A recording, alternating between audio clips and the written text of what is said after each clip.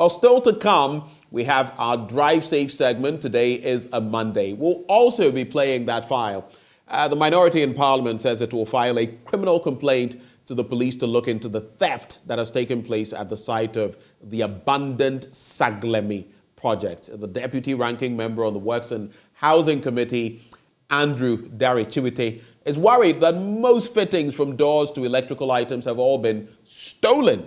Can you imagine that? Due to the lax security around the project. And he's been speaking, interacting with Parliamentary Affairs correspondent, my colleague, Kweku Asante.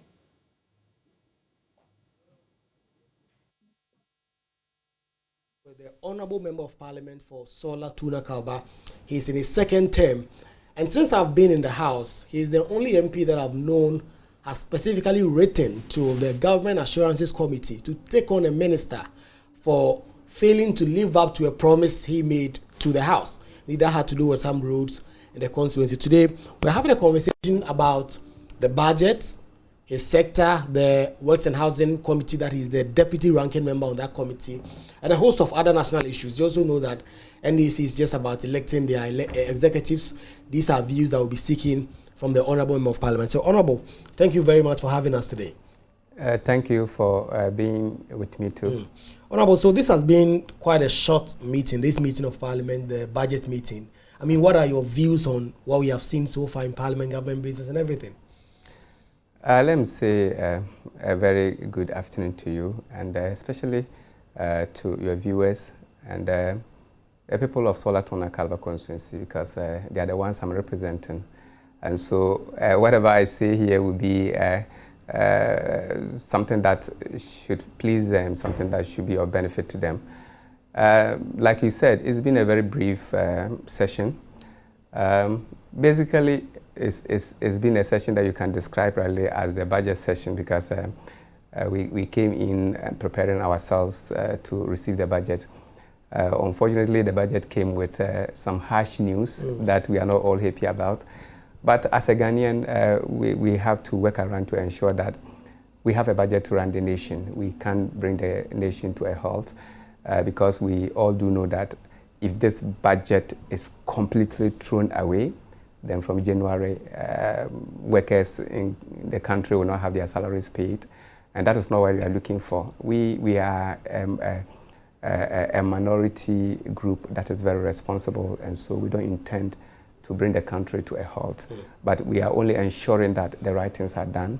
We are only ensuring that Ghanaians are not suppressed to the extent that they cannot breathe. We don't intend to see a budget that will let Ghanaians feel as if they are slaves in their own country. I still remember very well that when President Akufo-Addo led a number of demonstrations, the most recent one before he became the president. Yes, I remember one of his cousins said he worked like a bull, and so he expects the government to also play their role. And so because of that, we work as a parliament, we work as Ghanaians, we work to ensure that the country runs.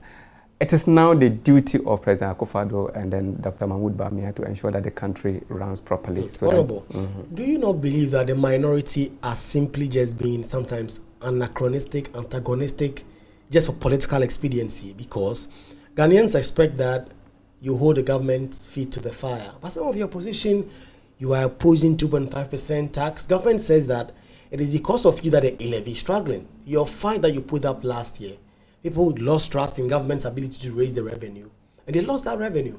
So why are you all up in arms against some of these key government revenue measures in the budget? Oh, if government will blame the NDC for their woes, then I think Ghanaians should quickly get this government out and bring in the NDC. Because like I said, we are in opposition. We are a government in waiting.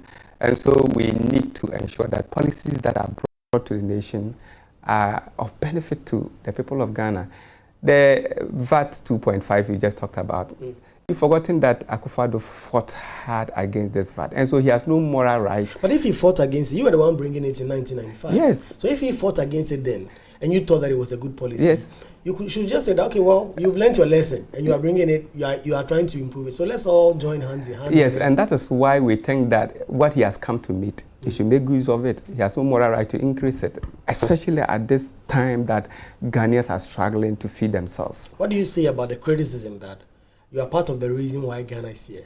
And that yes, last year, I remember John Kuma on the floor saying that if you pass the e-levy, we did not have to go to IMF. Eventually, Parliament passed the e-levy, but 3 months late. So they say that if you pass e-levy early in time for government to get a revenue, they projected about 7 billion Ghana cedis, would have succeeded. You don't have to go to IMF to go and get $3 billion. So they put part of the blame on your caucus. Why should they put part of the blame on our caucus when they failed to engage Ghanaians? It was their duty to engage Ghanaians. It was their duty to explain e-levy to the people. It was their duty to ensure that whatever policy they were bringing as a government, the people of Ghana would receive it wholeheartedly. And so they failed in the first place by bringing a policy that was not friendly to the people of Ghana. I don't think as a party or as a people in opposition, it is our duty to bring policies that will favor Ghanaians. They brought policies. Look, as we are members of Parliament, we are also Ghanaians as well. And so we have constituents that we represent. And so if they are bringing a policy that we think that, or we have realized that our constituents do not buy into it, I don't think we should just keep quiet and allow it to go and just for people to say that we are supporting government. No. Our duty is to ensure that whatever policies that the government is bringing are policies that will be in favor of the people, because we are a government in waiting, and so we should not allow policies that will run down the country. We should not allow policies that will destroy the people of Ghana. And so that is why we stood on our feet. Look, I don't think we should be a problem, because we advise them. I am not an expert, but I remember Honorable Atufo spoke vehemently. He gave them options. He gave them advice. Our leader, Honorable Haruna Idrusu, he spoke extensively and he gave them options, but they failed to take the options. Look, countries started implementing this e-levy something, and it failed. It didn't help. And so we were advising that, look, before you come in with a policy, you should have understood. Yes, you should have. Yes, but they failed to do that. And so the way they came with the e-levy was the reason why the e-levy failed. And so I don't think we should be blamed for that. No. So I don't think at all. There are other sticking points in the budget. For instance, government is seeking to allocate some 80 million Ghana cedis for the construction of the National Cathedral. As I said, you're against it. You've been on a relentless campaign against governments taking money. The minister says he took it out of the contingency vote to build the cathedral. Your leader is at pains to explain that your side is not against construction of the National Cathedral. I don't know your Christian persuasion for it. I don't know whether you're Christian or not. But how can you say you're not against the construction of the National Cathedral, but you are not in support of government allocating resources for the construction of what government says will be a huge national asset that will bring in tourist revenue? I am a Catholic. I'm a Christian, a proud Catholic. I contribute to the development of my church. As we speak, my parish in Solar Tuna Kalba, we are building a church house.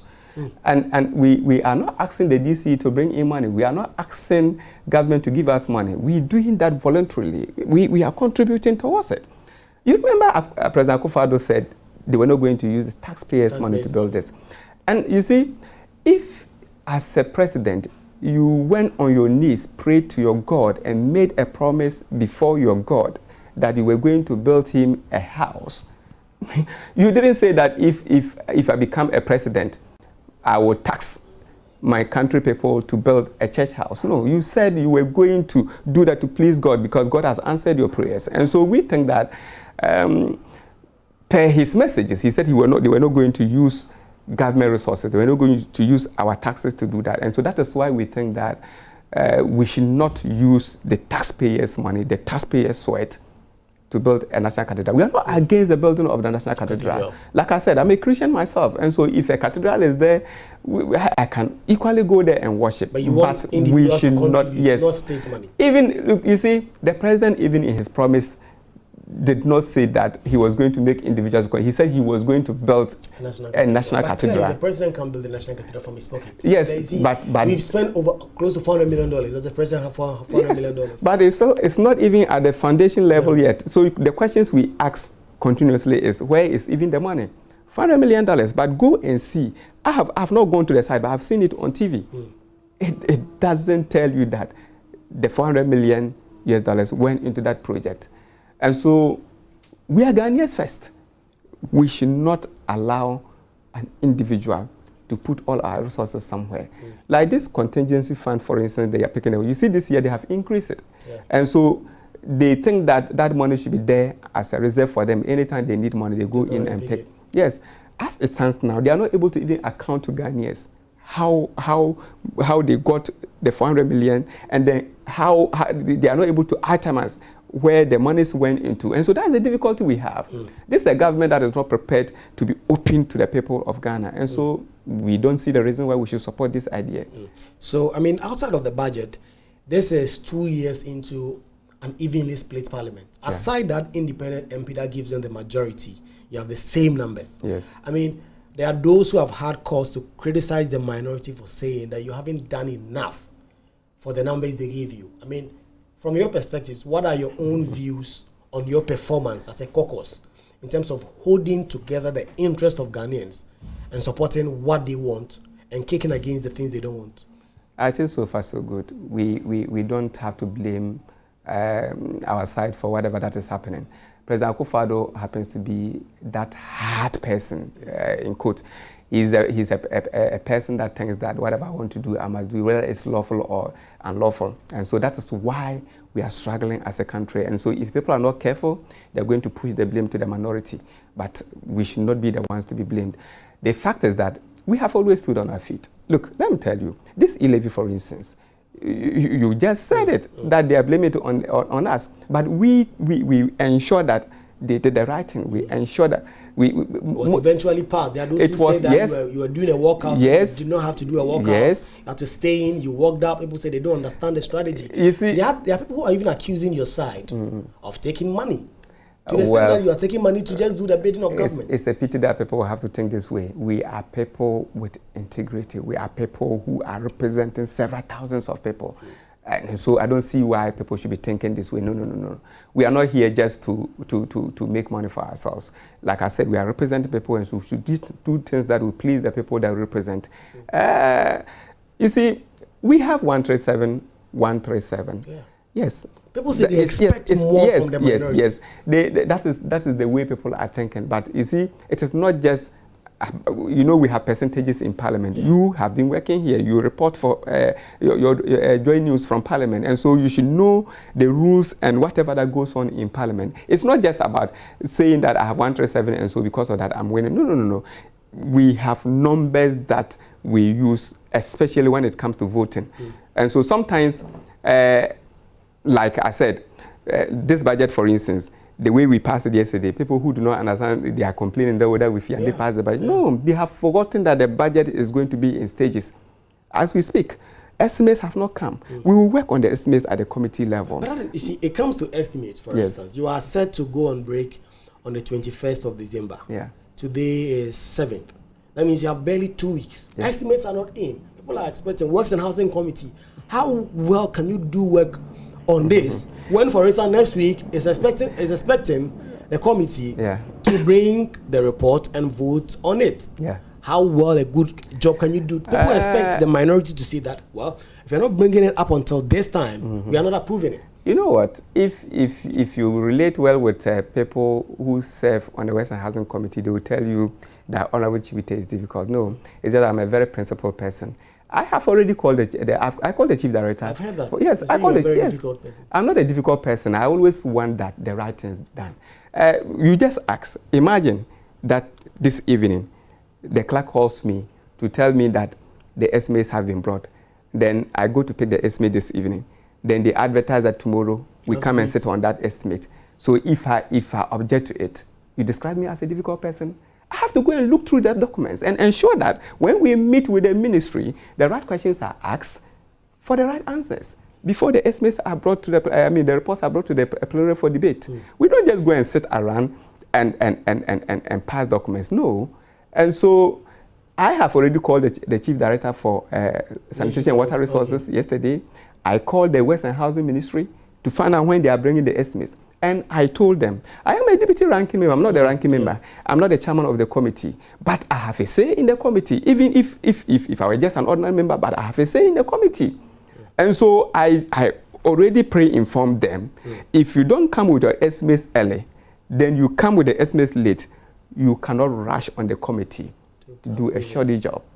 And so for me, at the committee level, I insist. So you are promising that your committee is going to do a thorough work on the Works and Housing Certainly. and other agencies that come Certainly. Not only my committee, but I trust that the other committees, they will do diligent jobs. I mean, still in relation to your committee, one big issue that relates to the work you do at the Works and Housing Committee is Saglemi. Yeah. I mean, since 2017 that the NPP came into office, Saglemi has literally been abandoned. Yeah. And I was privileged to join you on a site tour just a few weeks ago. Okay. And we saw what happened there.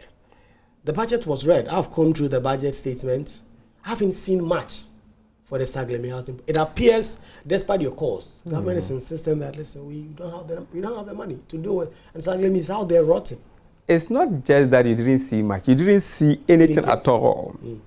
When I was debating today for yesterday, I raised the issue. Yeah. If you listen or if you watch my debate, I described the budget to be useless because the budget was not complete. I was expecting to see something on the Saglemi Housing Project because the 2022 budget, there's a whole paragraph that talked about the Saglemi Housing Project, and even the minister indicating they were going to collaborate with the finance ministry to ensure that they got better options to complete the project. The project, as it stands now, we have about 1,506 housing units that are at various stages.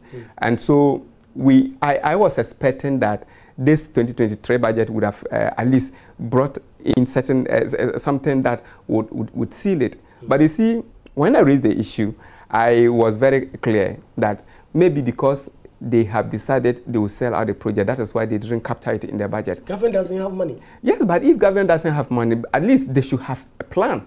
We are not saying you should provide the money today, but you don't report on the project in 2022 budget, then 2023, you don't say anything at all. Then indicate in the budget that you have abandoned the plan of completing the project, and so you intend to sell it. I mean, clearly, government does not think that the project is viable. This government, I think, from what they've said. You've heard from the minister who said that they want to give it out to private investors to complete. You met as a committee. Yes. I've seen that in the vote of proceedings. We don't know what your report will be yet. But from what you've gotten from the minister so far, do you sense government is willing to drop that idea of selling it to a private investor? Well, I had a challenge with the minister at the committee level when he described the project as a failed project. Were you not just being difficult? I was not being difficult. Why should you describe that project as a failed project? You went to the site with us and you saw what happened. That was why that day at the project site, I was asking questions. I was asking those who happened to visit the project with us in 2017, 2018. Yeah. We saw the level of work there. We saw the quality of work that was done. But 2 weeks ago when we went there, you saw what happened. As if the government went to the project site with trucks, with boys, for them to pick out doors, louver blades, glasses, but that's a strong allegation to make. You were there with us. Yeah, but look, there are police on the side. 1,506 housing units. You saw it.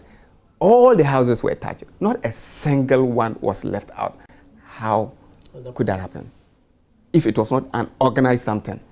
1,100 solid houses. Every house was touched.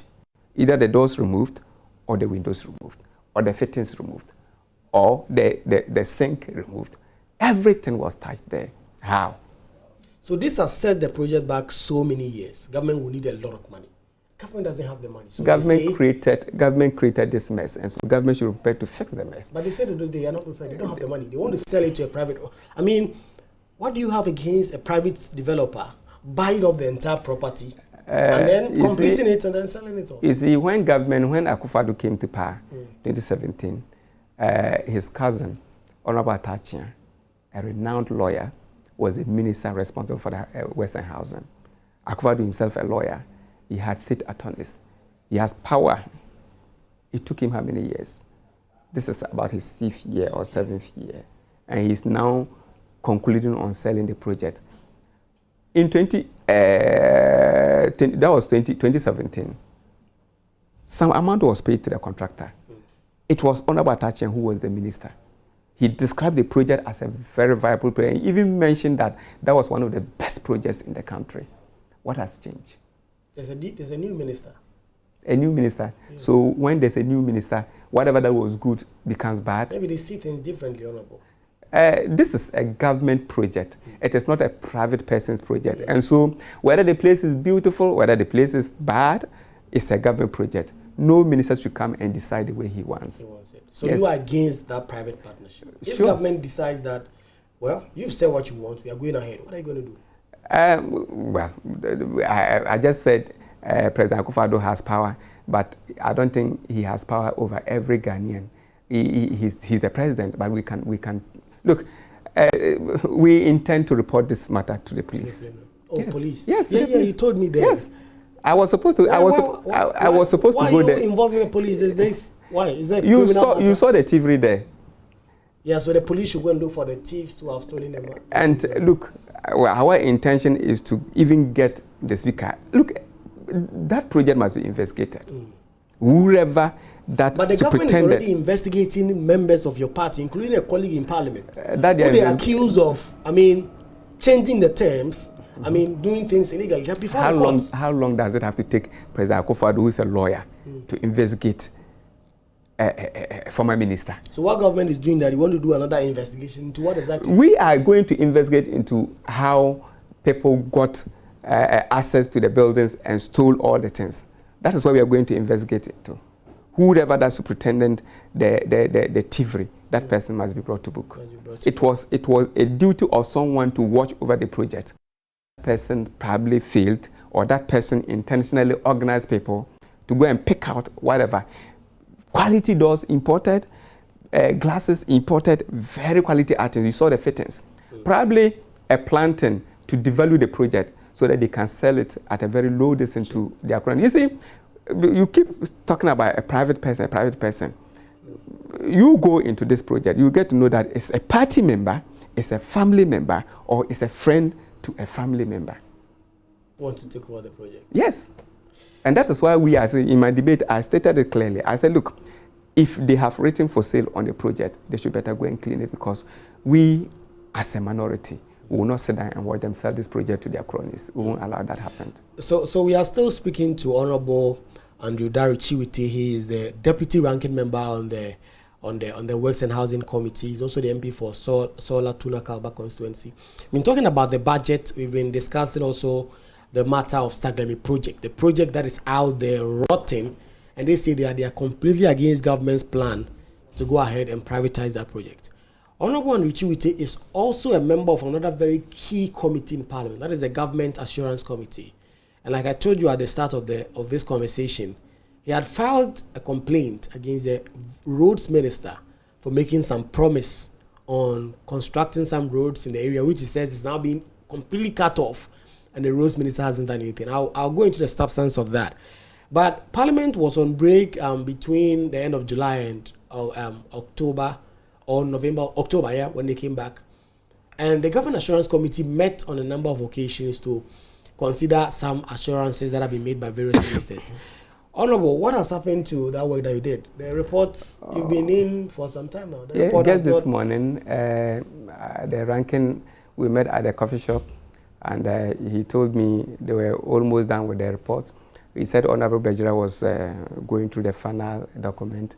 Then we'll have the report late. And when we are debating it, that is where the issues will come up.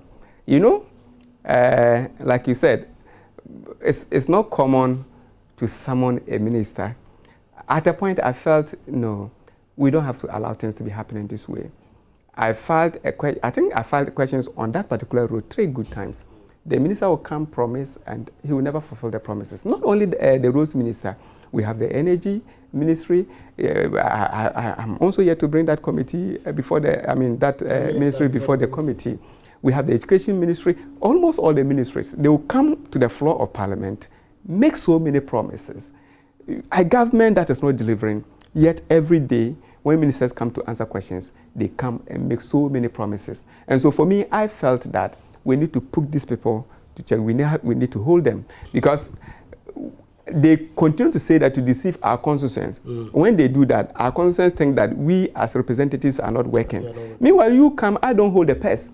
Yes, I'm only supposed to help protect that purse. And that is why government needs money. They say they want 2.5% VAT. You say you won't give it to them, but you want the road in No. You see, like I said, Honorable Forson and Co have advised them. They've given them alternatives. As the finance committee members. I am not an expert there, so I will not be talking much about it. But Honorable, he has always hammered on it, and they've always given them alternatives. They want, you see, you don't remember that favorite, that popular saying by Honorable Aslausu, when she said, if governance was just about borrowing and her 16-year-old boy could rule the country, if it was just about taxing people, then we can all be presidents. Is that not the case? Yes. And so we are not preventing them from making money. There are other alternatives. We have told them, cut down the number of people you have at the presidency. They are not willing to do that. The budget said they are not going to recruit people in 2023, but they have already, I'm sure they've already even submitted their names for the recruitment, and so they have increased their numbers. How come that you are not cutting down the numbers? You are not cutting down your budget. You are not cutting down the number of times you travel. You are not cutting down the long convoys that follow you to commission toilets and then boreholes. You are not cutting down those things, and you think that you should burden Ghanaians with taxes. Like I said, Dr. Bawumia came to my constituency to commission a private person. You referenced him a lot in your debate. I saw that the speaker said, move away from that. You were still mentioning Dr. Yeah, I was still mentioning Dr. Bawumia because Dr. Bawumia, he chairs the economic management team. Was he not the one who described the team as a wonderful team? And so if that man chairs that strong and wonderful team, and he came with a budget that he ran away from, you know, for the past years, the majority there offered an explanation. Says at the time the vice president was acting president. He was acting. He had to deal with that. Yes, issues. He was acting president. That was the more reason why he should even come and sit in, because the budget was presented on behalf of the president. And so if he was acting president, and it's usual of him to always be present on the budget day, that day he could have come to sit down. So and then he didn't come, you think he ran away? He ran away. And you see, 2022 budget, when I was debating, I indicated that budget was anti-Bawumia. And then this time around, this budget is equally anti-Bawumia. You see, Dr. Bawumia has always professed certain things, but when they bring the budget, it's always the opposite. So it tells you that he's not on top. He's the economic management team chair. He is the leader of the economic management team. He listed the members and described them as a wonderful team. And that wonderful team, the representative will be coming to present the budget, then you stay away from it, you the chairman, and you think that we should not talk about it. Right. I think I was right for mentioning him every second. Yes. So back to that committee report on the government, on the government assurances committee. Yeah. Expect the report to be. The report will be late. Yes, the report will be late. According to my ranking, the report will be late, and then it will be taken. You want to send a message out there to minister that you can come to the floor. Sure. Okay. One other matter. And you know, that day I asked the roads minister a question concerning the Azim Town roads. Yeah. Yes, I asked him whether he was prepared to put his job on the line, and he said yes. That the roads in Azim Town are not completed. And so the report will be presented to the speaker. I will personally make the speaker aware that this was what your minister said before your committee. If speaker thinks the man could still come before the committee and make such strong promises and still not deliver, and we still allow him go, then that one, my hands will be tied. Okay. Maybe briefly on Speaker Bagbin. Yeah. Your side, you fought tooth and nail to get Mr. Bagbin elected as Speaker of Parliament. Ghanaians remember the scenes in Parliament on the 9th of 6th January 2021. Will you say that you've gotten any good in return? There are those who say that it's almost like you are orphan still, because on some substantive occasions, the Speaker has ruled against your side. Yeah. You did not want the censure committee to be formed. The Speaker formed it. Yeah. You elected a Speaker, but you are still orphans. It's as though you are still under Michael Quay. Oh, Michael Quay. You see, we cannot describe the Speaker to be like Michael Quay. But you're not getting any victories. Oh, you see, the Speaker is not there just to give the ND side victories. And I don't think the Speaker has also given us... yes. You see, he's a human being. You can't get him to think the way you think. And as the chair of the House, and a very reasonable human being, and the caliber of person that he is, being in Parliament for all these years, the longest serving parliamentary, he knows so much about the parliamentary work. His conscience will not set him right to do certain things that he thinks are not the way it should be done. And so for me, I would say so far so good. And I don't regret for voting for him. And I think our side, we don't regret for voting for him because we made history. No matter what happens, it will continue to be history. No one can erase that. No one can erase that. So, I mean, before we wrap up this, it's end of year. What is your message to the constituents, Solar Tuna Kaba? They put you here, this is your second term. What is your message to them? If you can look into the camera and give us your message for Christmas and end of year. Times are indeed hard, very difficult, even for widows who take salary. Widows who are in Parliament representing you, we know how difficult it is. All I will say is they should be patient with us. 2024 will soon come. And when 2024 comes, I encourage all of them to be strong, come out in their numbers. Let's vote massively for the NDC, Jomama, to come back to power. So that 2025 will come and change things. I know Christmas comes with a lot of burdens, especially for we parents. Let's talk with our children. Let them know that President Akufo-Addo and Dr. Bawumia have created this hardship for us, but they should be patient with us. The little that you have, share. God willing, things will get better. Okay, yes. So I've been in conversation with Honorable Andrew Dari Chiwitey. He's a second-term member of Parliament for Solar Tuna Kalba constituency. He's a member of the Government Assurances Committee. He's also a member of the Works and Housing Committee. Actually, the deputy ranking member on the. He's the second in command in terms of the minority MPs on that committee. He's been discussing the budget, Saglemi, and a host of other important issues in Parliament. Maybe Honorable briefly before maybe 10 seconds between Honorable Johnson and Stadium Ketia and for example, who are you rooting for? I don't have a candidate. You don't have a candidate, but you vote 17. You go there, you go and vote. Sure, I'll vote. So you listen to the messages, but you don't have one that you are rooting for. I don't have one. Right. I don't have one.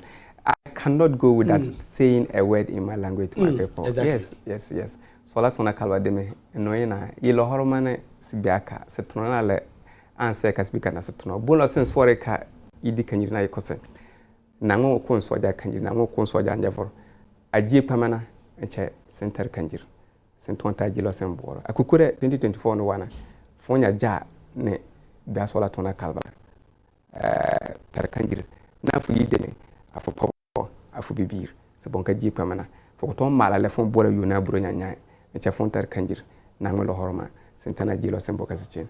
Thank you so much. Thank you. So thank you very much, you viewers as well, for watching. We'll be bringing you a series of these interviews this festive period, and I hope you enjoy this one. My name is Kweku Asante. Enjoy the rest of your day.